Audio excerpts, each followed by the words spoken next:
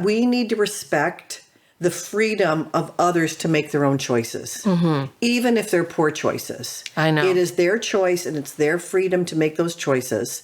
And we can influence them. We can provide all the compassion and empathy and all the things that we want to. We can love them, but we cannot change them. And it becomes more about us. It does. Than about that other person. Right. And a really, really key principle that I have to remember is that true change comes from inside. Exactly. It comes from an inner motivation that I actually want to change in this area. I want to grow. I want to do better. Yep. And if we're always telling people to do the thing that they themselves are not motivated to do it, it might work for a little bit because they just want to maybe keep us quiet or please us. But at the end of the day, they're not going to keep up that change. That's right. And so it has to come from within them. Hey, Mary. And Gillian. You okay? No. Why not? I hate this chapter. My job. Hey, wait a second. I hate it more. You think? Yeah. Yeah. Okay, well, we can title compare how much we hate later on. Okay, what's the title? Tell the title people. Is Never Again Try to Change Another Person. Well, that's it. That's the podcast. That's the episode. There's no more to say. The end. Done.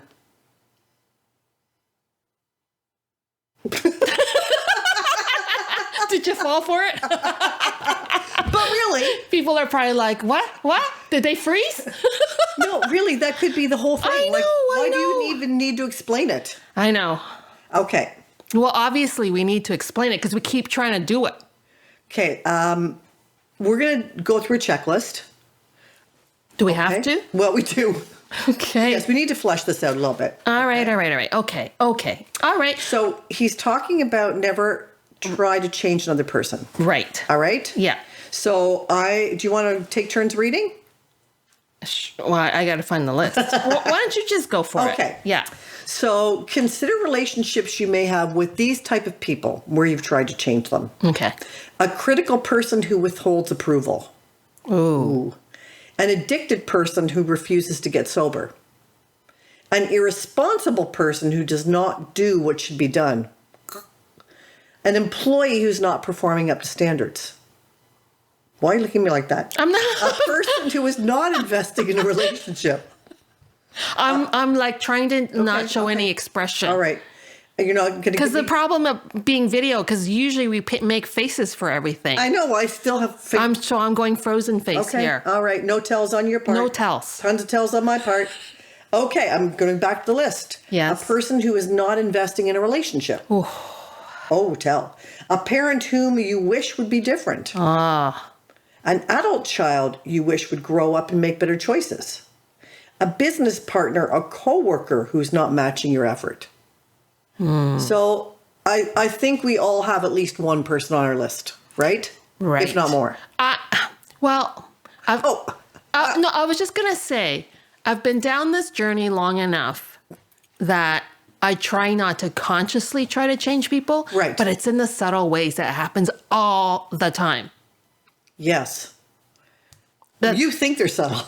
Okay. Just saying. Touche. I know. I've been waiting for that one. So, have you ever tried to change one of the people on that list? You can't. I know. Well, even healthy people, I try to change.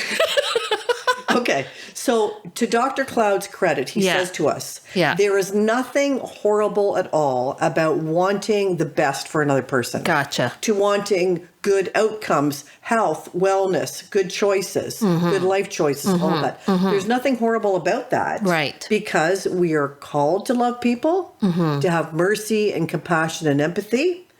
But trying to change them just is not possible. We can try to influence them for good, but we can't change anyone. Right. I think where I can get it confused is sometimes where I feel that I need to speak truth to somebody versus that I'm speaking truth in quotes to change the person. Right. Yeah. I think that's part of the challenge for me is differentiate between the two. Because I think I have enough awareness not to try to like overtly, although apparently I do, change a person. But I think it's sometimes I think maybe it's more this way. I'm not always aware of my motivations as to why I do or say what I do. Okay. And I'm usually aware of my motivation. But you still do it anyway. Yeah, exactly. Because you can't help yourself. So on my end, this is what it feels like. If I'm trying to change someone, it's coming out of a place of fear. Absolutely. From me, for sure. And it's almost like this false sense of I'm trying to save them from a bad outcome. Right. Or I can see the path. Right. And I want to stop it before it gets too bad. Right. Well, I can give you a very small example. Oh, out of my life? No, I'm giving mine. Don't okay. worry. Don't, you're so ouchy. Oh my gosh. You want me 3 chapters? You've been picking on me too. Amanda was, my daughter, she had a cold. And I was at the pharmacy with my sister, and my sister has the same problems of trying to change people. She's much more overt, though. Oh, that's true. She's obvious. She's like, I'm going to work on changing you. Anyway, so I'm texting Amanda, what kind of cold syrup do you have? I'm going to buy it for you. She goes, don't worry about it, Mom. I have some already. What do? I go and buy some. And you probably bought 3 or 4 bottles since you didn't know which one she needed. That's true. Well, I did buy a few variety. I go home, and good on her. She says, Mom, thank you for doing this for me, but I kind of feel like this is more about you than it is about me. Touché. And it's so good, though. And I'm like, you're right. This was about my anxiety because I wanted you to be all better. Yes. And I didn't think you were taking the right stuff. So here, you got to take this stuff because my stuff is obviously the better stuff. Yeah. So that's a small example. That's what I mean by subtle, which is not so subtle, obviously, because she called me on it. My son did the same thing to me, and it was about something very serious. What's that? I can't tell you. Okay. But we were sitting in the car in the driveway. Yeah. And he said, I have made up my mind, and I'm not changing my mind. And I was like, whoa. So he's preempting. But I was like, thank you for woo. Because our kids. I was scared and impressed all at the same time. Well, our kids, of all the people in our life, and probably our partners too, know how much we try to change them. True. Yeah. Okay, so enough about us. So an issue, Dr. Cloud says, is that we need to respect the freedom of others to make their own choices, even if they're poor choices. I know. It is their choice, and it's their freedom to make those choices. And we can influence them. We can provide all the compassion and empathy and all the things that we want to. We can love them, but we cannot change them. And it becomes more about us. It does. Than about that other person. Right. And a really, really key principle that I have to remember is that true change comes from inside. Exactly. It comes from an inner motivation that I actually want to change in this area. I want to grow. I want to do better. Yep. And if we're always telling people to do the thing that they themselves are not motivated to do it might work for a little bit because they just want to maybe keep us quiet or please us. But at the end of the day, they're not going to keep up that change. That's right. And so it has to come from within them. And so even though we might, we think, oh, if they would just get it, if they would just understand, then things would get better. Right. They still have to go through the journey of getting it or feeling motivated to make that change. Yeah. And sometimes we want it more than they do. Yeah. And then it becomes more about us. It does. And so one of the things he says is, we're not influencing others to make them do what we want. In fact, consequences are about giving the person the freedom to choose what they will choose, and then choosing what our response will be in light of their choice. So stinking hard. I know. Especially if they're at other ends of the spectrum. I know. Or they're making a choice that we don't think is wise. Exactly. Which is the problem. And so he goes, I can't get someone to do something they don't choose to do, either because they can't or because they don't desire to do it. That's right. So if you recognize that the person you're trying to change either can't do it or doesn't want to do it, why do we think that somehow we can make them do it?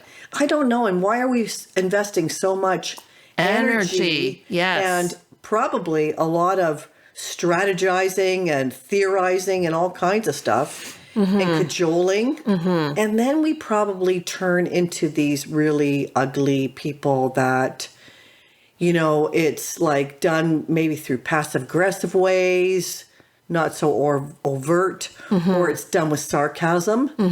And that's just, ugh. Yeah. Oh, I find myself doing it now because, again, back to where I'm trying to track my attempts to change people is it does come across in more passive aggressive indirect ways or in a joke, but actually it's a poke at them that I want them to change in that particular area. Yeah. And it's actually, I get really frustrated with myself. Like, it's like I can't bite my tongue and out it pops. I'm already trying to correct somebody or help them or give them advice. It's really hard, especially as a 2. Oh, talk to an 8 about that. Yeah, well, the 2 of us. We have it hard. We're a pair.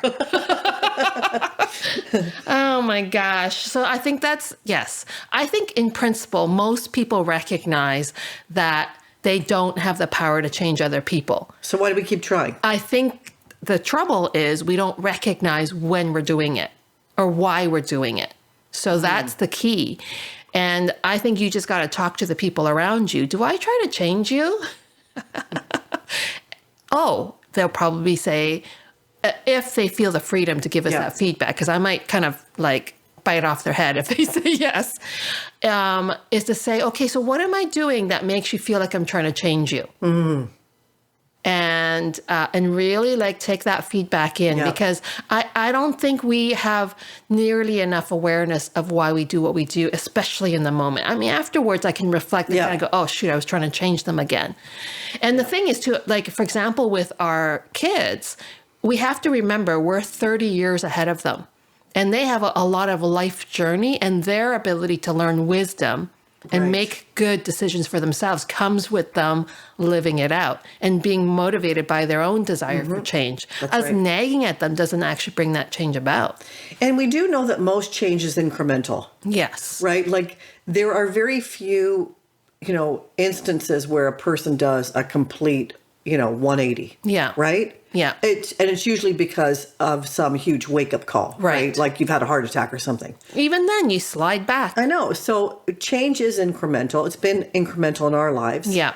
So why are we so in a hurry to change someone else? For me, it's definitely out of fear.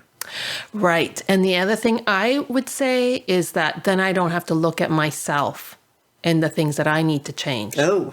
Like my own fear, my own motivations as to why I'm being controlling or trying to correct or change other people. Right. It's easier to kind of go, well, it's because you're not listening to me or whatever. And it's like projecting the blame outside as opposed to recognizing that it's happening within me. And it is true. We probably have wisdom that people could benefit from. But if they're not open to it or they're not ready for it or it's not applicable to their life, it's not our responsibility to tell them.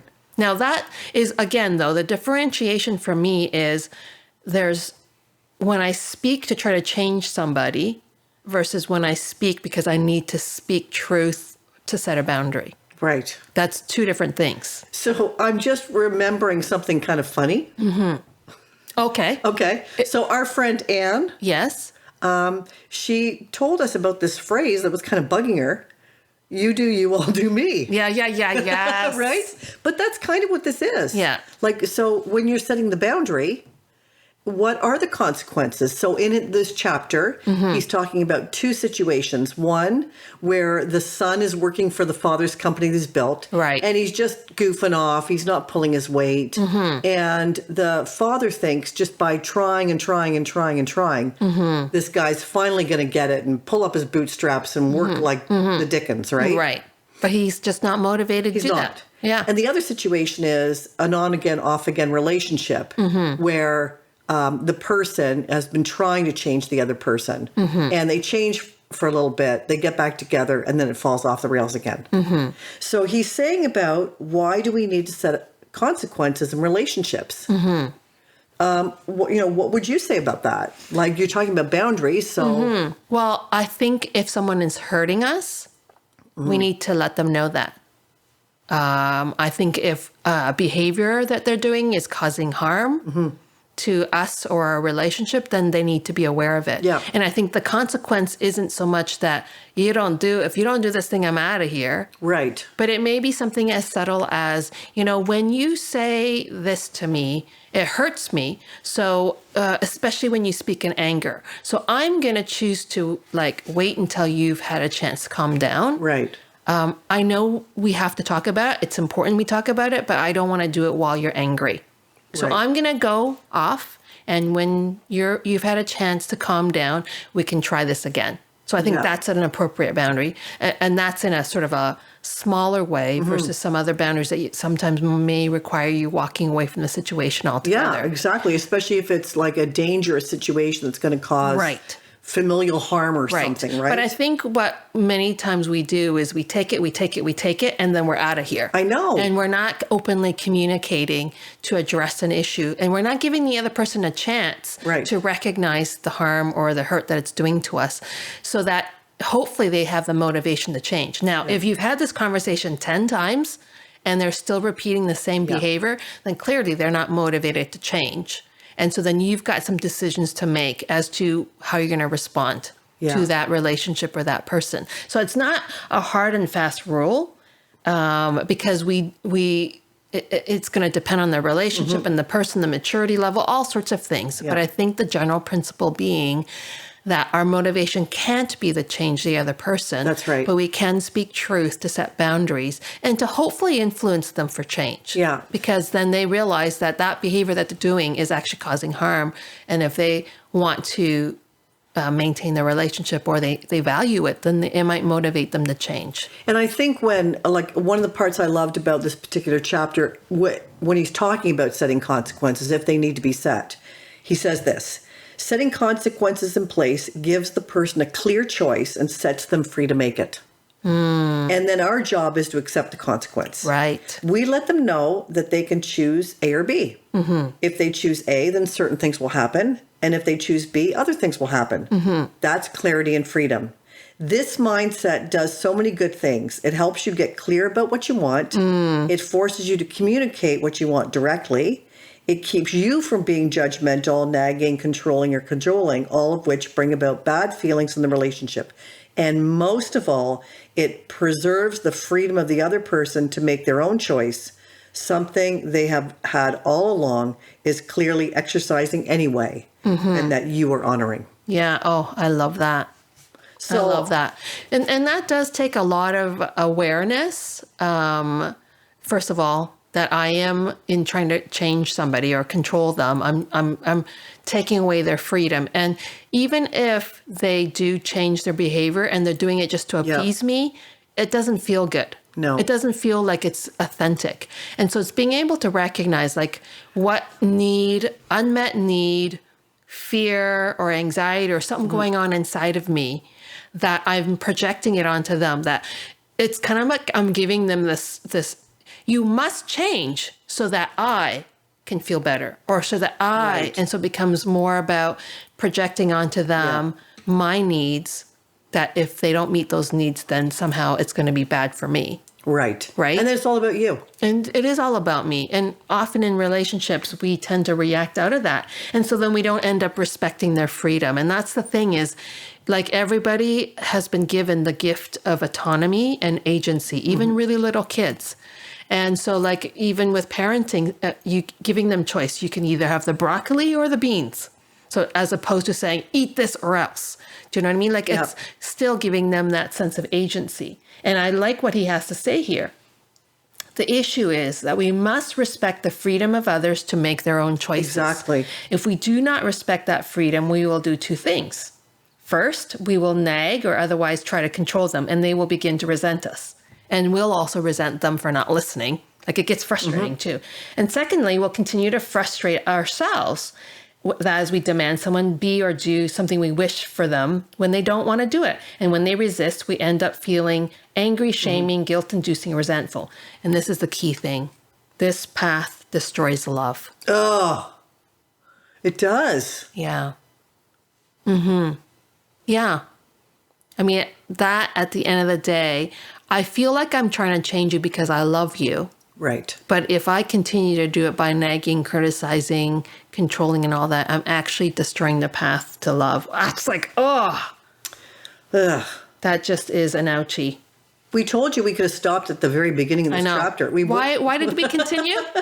What were we thinking? Because it's a very challenging chapter because we have all done this or will do it or are doing it. Right? And once we understand our motivations, it can be very difficult to face ourselves. Yeah. And our own desires to change people. But it is also in some weird way really freeing for me because I worry about, just as an example, if my husband doesn't take his vitamins, he's going to get sick. And Right. Whatever. And my worrying is like I have to be hyper vigilantly checking, are you taking your vitamins? Are you eating healthy? I left it with some salad today and he laughed at me. Because you know he's not eating He's the salad. not going to eat it. I know what he's eating. I know. He already told me. And it's not salad. It starts with a Boston cream donut and ends with fish and chips. Yeah. Or pizza. And it's freeing not to worry about it. Like at the end of the day, he gets to choose. And it's okay. I don't have to be one to correct it. For me, a lot of it comes from that sense of anxiety, but also over-functioning, which we've talked about before, which of course is rooted in anxiety. Yeah. And so it is freeing. Like I got enough to manage my own life. Why am I trying to manage everybody else's? It's exhausting. It's totally exhausting. It's just exhausting. I know. So I think there is freedom in letting go of the need to change others. For us, if we can get through all of that. And then you can get on with the business of taking the energy you have and focusing on your own personal growth. Yes. And like, I wonder what my life would look like if I was freed up from this. Oh. Right? I don't know. So that's a really good question. How much energy do you spend focusing? Oh, you don't want to know.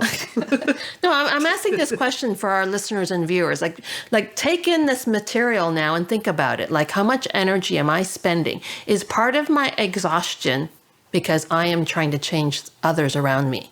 Or I have expectations of them that they're failing to meet. Yeah. And it disappoints me. And so I feel like I have to try harder to get them to meet these expectations. It reminds me of this woman I knew quite a while ago.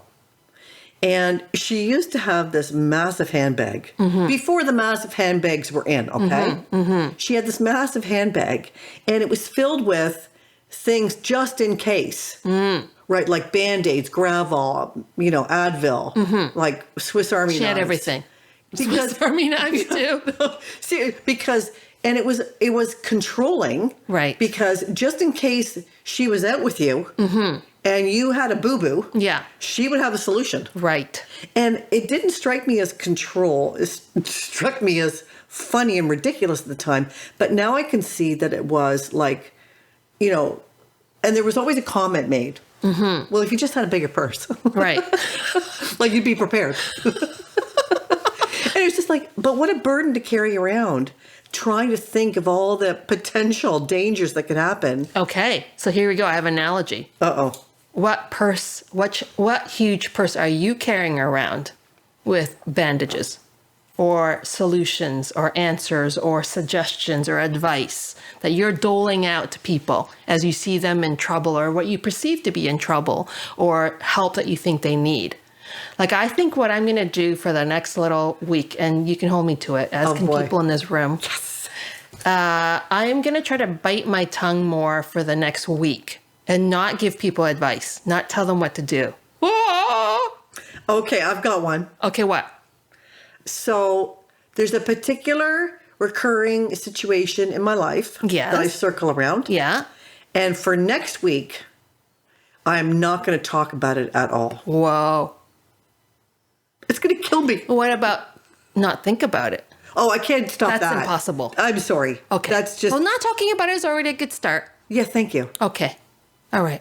Okay? Okay, so I think that's what I'm going to do. I'm going to try to bite my tongue, and then I'm going to push it a little further. I'm going to go home, And I'm going to ask my husband, and I'm going to ask him, so in what ways do I try to change you? Oh.